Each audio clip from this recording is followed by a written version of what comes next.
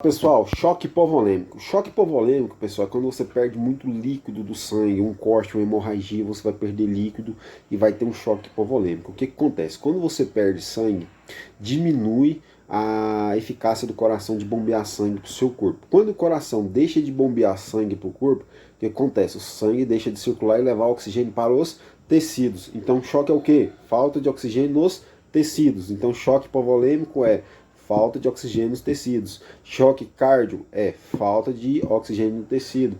Choque anafilático, falta de oxigênio no tecido. Mas cada um causa um sintoma para causar essa falta de oxigenação.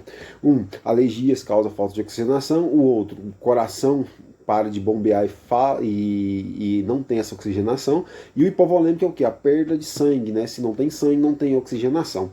Então o choque hipovolêmico é mais frequente em pancadas muito fortes. Ah, professor, mas o cara teve uma colisão de carro e moto, não tem corte nenhum, né? Mas tá tranquilo, mas o que acontece? Por dentro, talvez ele estourou algum vaso, alguma veia, algum órgão e continua sangrando por dentro, né? Então o que acontece? Uma hemorragia interna, essas hemorragias também são choque hipovolêmico, é onde a pessoa, ou a mulher ou o homem começa a entrar em choque por falta de líquido no corpo, por falta de sangue no corpo. O que acontece? Sangue no corpo tem, professor, porque não cortou, não saiu para fora. Sim, mas não tem circulando dentro das artérias, passando pelo coração e nem pelo pulmão para fazer oxigenação. Então falta oxigênio nos tecidos, certo, galera? Dúvidas disso aí, pessoal? Então vamos lá, hein? Choque hipovolêmico, né? O choque hipovolêmico, pessoal, o principal sintoma do choque hipovolêmico é dor de cabeça constante, cansaço excessivo e tonturas, náuseas e vômitos, pele muito fria e pálida, confusão, dedos e lábios azulados, que a gente chama de cianóticos, e sensação de desmaio. Esses são os principais causas. Você chegou numa pessoa, teve um trauma, né, teve uma pancada, teve alguma coisa, e você viu algum desses sinais, provavelmente está tendo um choque hipovolêmico, né? Ou o sinal clássico, né, do hipovolêmico, que é o que? O corte contuso, onde o sangue está saindo através de uma hemorragia, né? Então aí sim é o clássico do choque hipovolêmico, né? Os outros demais são sintomas de choque hipovolêmico, mas de que? Traumas fechados, né? A gente chama de trauma fechado, quando a pessoa tem um trauma, mas não tem sangramento nesse trauma, né? Então quando ele tem um sangramento, vira hemorragia, e quando tem um trauma fechado, ele faz um choque hipovolêmico, mas todos dois são choque hipovolêmico. Aberto, hemorragia, choque hipovolêmico. Fechado, choque hipovolêmico também, certo? Possíveis causas desse choque hipovolêmico, né? O choque hipovolêmico normalmente surge quando existe uma hemorragia que provoca a perda excessiva de sangue, né? Podendo acontecer devido a feridas, cortes muito profundos, acidente de trânsito, queda de grande altura, hemorragia interna, úlceras ativas, até a menstruação, viu, pessoal? A mulher menstrua muito, ela pode entrar em choque hipovolêmico. Hoje nós temos muitos problemas com mulheres que têm a menstruação, ela não é normal, né? O que ocorre? Às vezes ela menstrua um mês direto, 15 dias direto, tem que procurar um médico, pessoal, porque pode causar, sim, uma hemorragia. Então o choque hipovolêmico é a perca de líquido. Professor, mas eu perco líquido do corpo só se for em caso de trauma, corte, alguma coisa assim? Não, você urina demais, você perde líquido, não perde? Você não excreta a urina, você não joga a urina para fora, a urina não é líquido, então você joga fora também. Então o choque hipovolêmico, pessoal, não é só questão de sangue, é questão de líquido do seu corpo, né? Ah, professor, diarreia, pessoal, o que o pessoal fala? Ah, diarreia mata muito idoso, né? O pessoal comenta isso aí. Por quê? Porque o idoso desidrata, ele desidratando, ele vai evoluir para um choque hipovolêmico. É mais difícil? É mais difícil. Pode acontecer? Sim, pode acontecer, certo? Então, além disso, situações que percam questão de líquido, igual vômitos, que eu falei para vocês, a questão de diarreia, né? Tudo isso pode causar o choque hipovolêmico. E a principal dela é a hemorragia, né? Hemorragia, onde nós vamos falar agora de hemorragias. Mas, professor, dentro do choque hipovolêmico, essas hemorragias, qual que é a semelhança? Hemorragias, pessoal, é a perda de sangue do sistema cardiocirculatório, né? O que essa perda de sangue? Quando o sangue deixa de percorrer o seu corpo e sai por alguma via, pode ficar armazenado internamente ou externamente, né?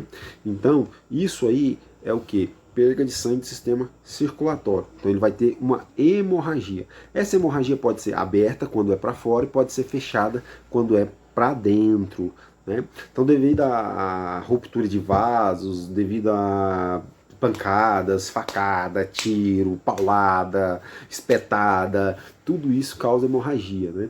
Ah, professor, eu cheguei, fui dar socorro, primeiro socorro para um cara, ele levou uma facada, mas não tinha sangue, não saiu sangue. Será que ele está com hemorragia? Sim, provavelmente. O que acontece? A hemorragia está interna. Talvez o sangramento não conseguiu sair externamente, mas saiu internamente, né? Então isso é o que acontece muito. Então assim, a hemorragia é essa perca de sangue do sistema circulatório, né, que faz toda essa diferença. E nós temos 6 tipos de hemorragia. Nós temos a hemorragia capilar, hemorragia arterial, hemorragia venosa, hemorragia interna, hemorragia externa e hemorragia mista, certo? Capilar.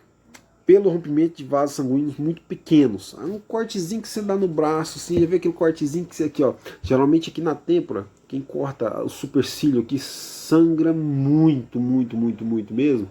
Então, esse aqui é uma hemorragia capilar. Hemorragia arterial, né? Quando uma artéria se rompe, né? Pode ser por corte, né?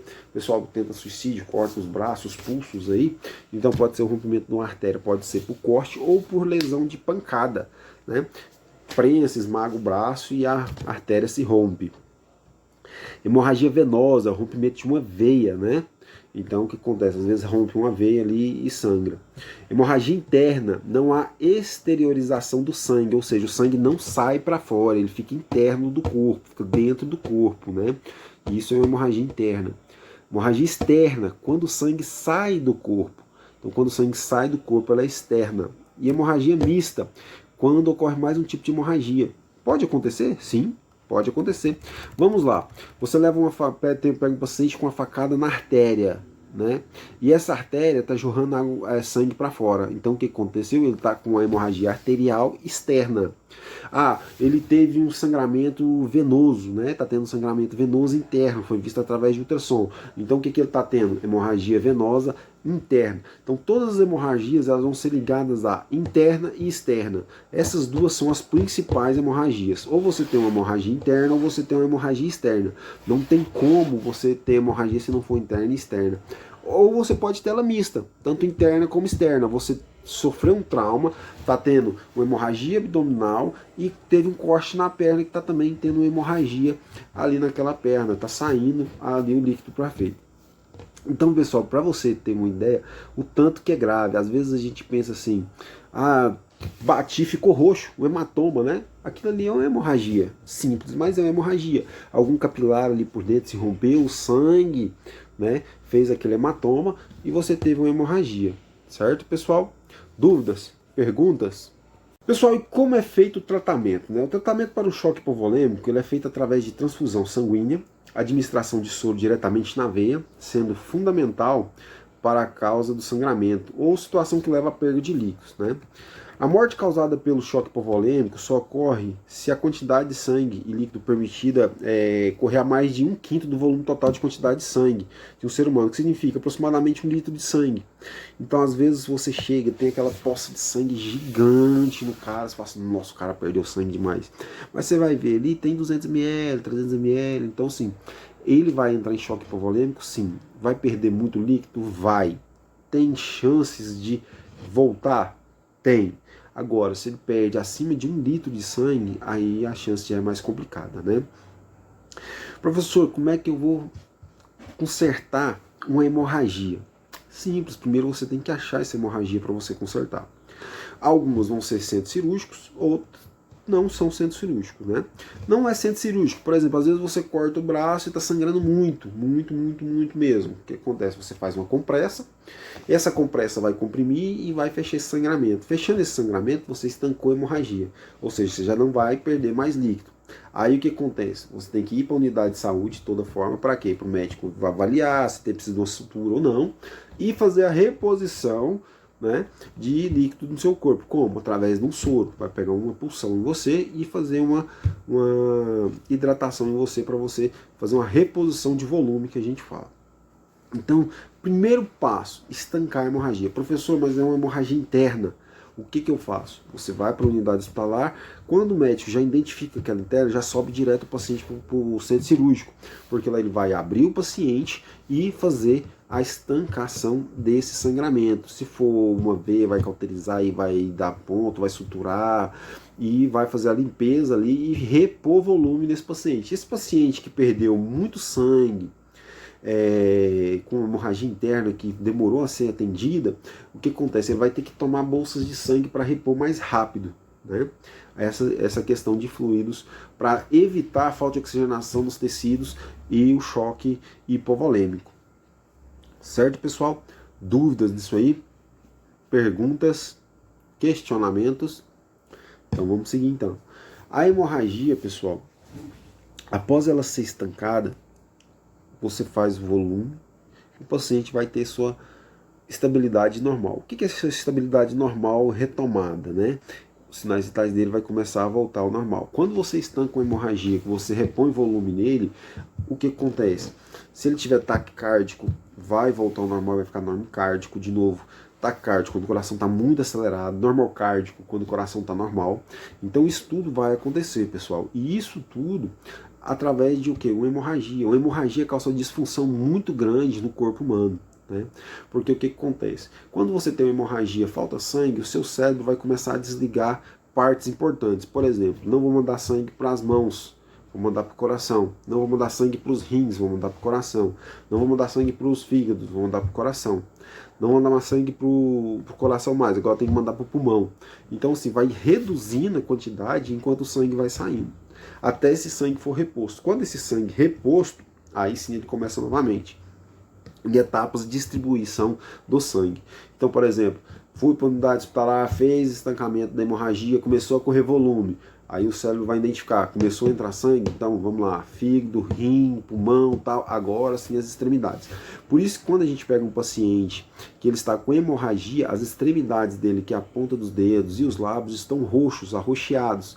O que é isso? Está com cianose, né? Esse paciente está com cianose e por isso que está nessa situação.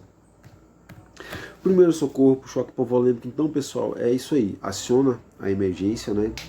Estanca, tenta estancar o sangramento se for hemorrágico externo, né? Se for interno, pessoal, corra para o hospital, né? Professor, mas como é que eu vou saber que é um sangramento interno? Né? Você olha no paciente, está suando frio, está ficando cianótico, né? Está tremendo muito de frio, sol de 40 graus ele está tremendo de frio. Então o que acontece? Ele está perdendo volume ali, né? Por dentro ele deve estar perdendo volume com quase toda certeza. Aí vai ser feito um exame de imagem, o médico vai definir se realmente ele perdeu volume ou não. Você vai pedir ajuda médica, né? Chamando 192, né? Deitar a pessoa com os pés levemente levantados. Por quê? Quando você ergue as pernas do paciente 30 centímetros do chão, 30 centímetros acima da cabeça, o sangue vai retornar para os órgãos vitais. O que acontece? Ele vai sair das pernas e vai fazer o retorno para coração, pulmão, cabeça, rins, e com isso vai manter, né, melhor sua oxigenação e não vai ter tanta perca como se você deixasse ele em linha horizontal, certo? Você tem que manter a pessoa quente, né?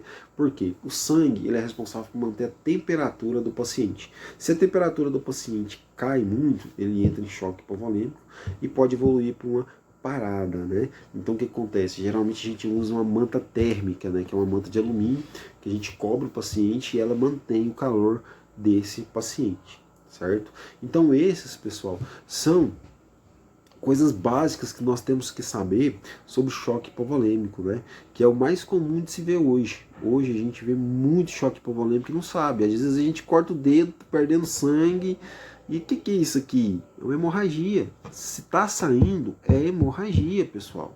Se está saindo em pequena ou grande quantidade, é hemorragia. Aí tem que ser o quê? Classificada. É uma hemorragia leve, é uma hemorragia grave, é uma hemorragia de grande volume, de pequeno volume. Né? Então isso tudo nós temos que avaliar, nós temos que parar e pensar. Por isso que quando a gente coloca lá, igual a aula anterior nossa, que nós falamos do primeiro socorro, o que acontece? A primeira coisa que a gente tem que fazer, né? Sinalizar e avaliar o meu paciente para mim ter uma noção do que eu faço, né? Qual que é a avaliação que eu tenho desse paciente? Eu cheguei e tem um paciente que está com perfuração de faca, né, no peito. Está sangrando por dentro, está sangrando por fora, não está sangrando, né? Então você tem que saber fazer essa avaliação para você ter o melhor atendimento possível a este paciente. Certo, pessoal? Dúvidas, pessoal? Pessoal, tô aqui no chat, né? Estamos aqui no WhatsApp aguardando vocês aqui. Eu quero vocês questionando, pessoal. Perguntem, porque eu vou passar um trabalho para vocês. Vai ser um trabalho mais complicado e complexo. Então, assim, tem atividades para vocês fazerem, né? Que vai valer nota. Então, vamos lá, pessoal. Vamos participar, viu? Eu quero a participação de todos, tá certo?